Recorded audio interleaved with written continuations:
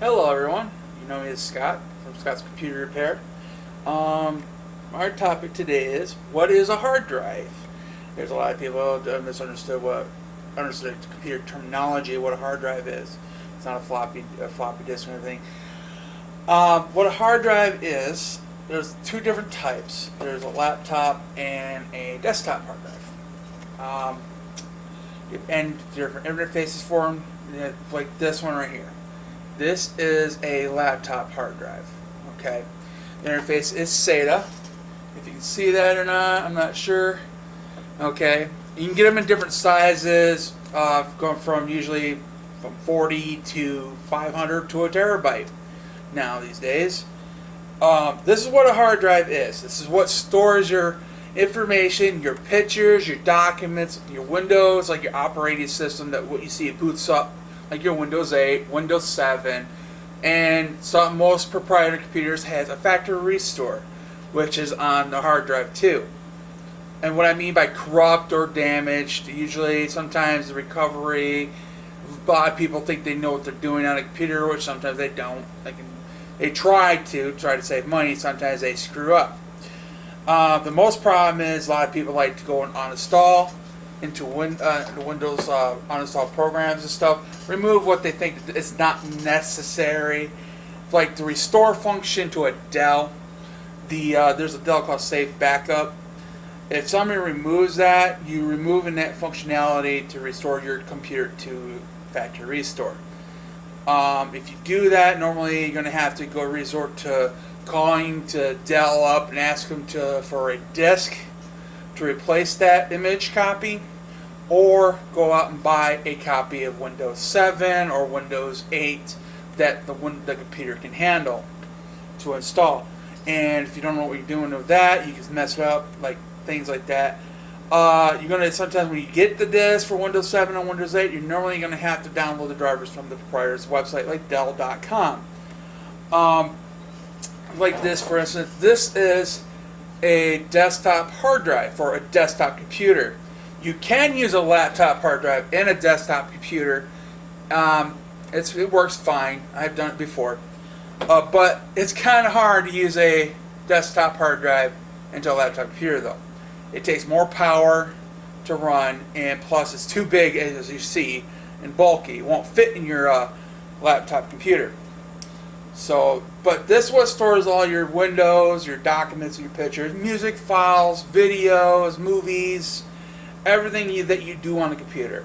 This is what stores that information, and so you can run your computer. This is SATA. There is an IDE interface hard drive. Well, if you ever have to replace your hard drive, you want to make sure you get the right interface for your computer. But most new computers today are SATA interface now. So if you got an older one, you got to look at it and make sure if it's got to be almost like 10 years or older. If you're running to an IDE interface hard drive, like this is an IDE hard drive for an older computer. They're still used today. You can buy them still, but mostly you can't buy them brand new like you want. You have to order them online, or if you know some used computer store near you. Okay, let's see. What else can they explain? It's like you ever come across like when like you have a hard time for a restore function in a Dell, like what was it? People are asking me about quite a few people. Was for the Dell N5110 factory restore. If you ever want to replace the hard drive in that computer, trust me, it is very difficult. If you don't know what you're doing, I recommend you don't do it. Have a professional to do it, because there's a lot of parts to tear apart just to get to the hard drive on that. You can even look up the video to how to tear down one, and you can see how many screws. Sometimes you literally have to remove the motherboard out of it just to get to it, because some don't have that panel below it, which it just got the hard drive to access it. My last one's about the same model as this one. I literally had to tear the motherboard just to get the hard drive out. It was a pain in the ass. So it's very hard, And there's ribbon cables you have to worry about ripping out and everything else. You can look up the service manual for the laptop, and they'll tell you step by step how to tear it apart. But as I said, there's risk involved. You can damage the computer, like ripping the ribbon cables or small ribbon cables. You can look up a video for it. One day I'm going to record a video showing me tearing a laptop apart one of these days. I wish I did the last one I did, so I could show you that. But I don't really want to show a person that doesn't know what they're doing though, because I know it's people got to learn from the mistakes, but that's a expensive laptop. It's like there's a lot of laptops that are so cheap out there. You might as well buy a new one to have it for a tech. It's like I came across the HP 2000. That is a very cheap ass computer. If you break a monitor on it or you have to replace a hard drive, you might as well just go buy a new laptop for that, because it's pointless, because they'll cost you more in the long run just to fix it. Let's see. If you got any questions, just go into under the description, reply, or say what you want, and comment on this.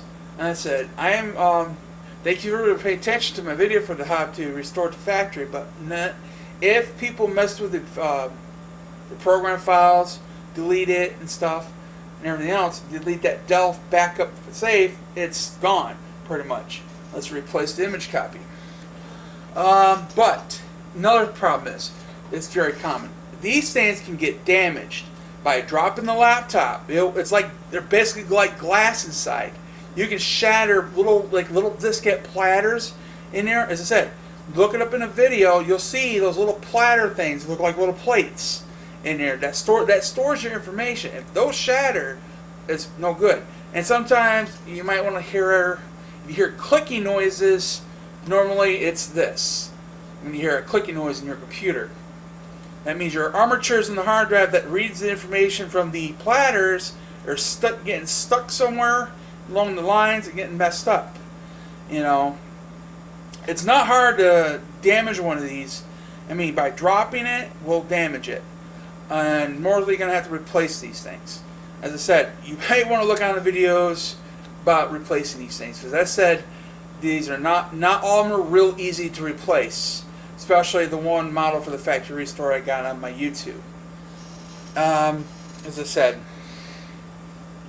yeah, these hard drives can range from $60 to over $100, depending on what size you get. And a lot of the older ones are a little bit more expensive, like the IDE interface. There's another one called SCSI. You're not going to really come across it unless you're really a computer technician. And I never came across SCSIs, never had a SCSI.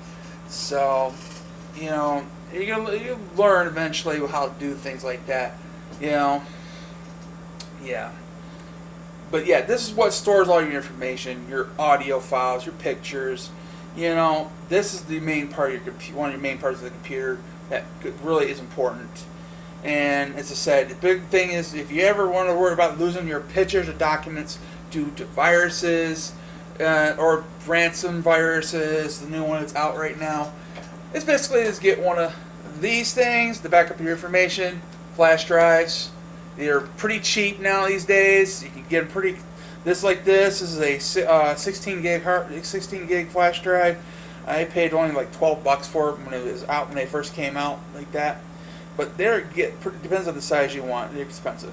That's the best way to store your information for your pictures or your documents. So just in case you ever have to redo your computer or your hard drive, because sometimes if that hard drive gets damaged, you're not gonna get. You can get lucky to recover it. Depends how bad the damage to the hard drive was.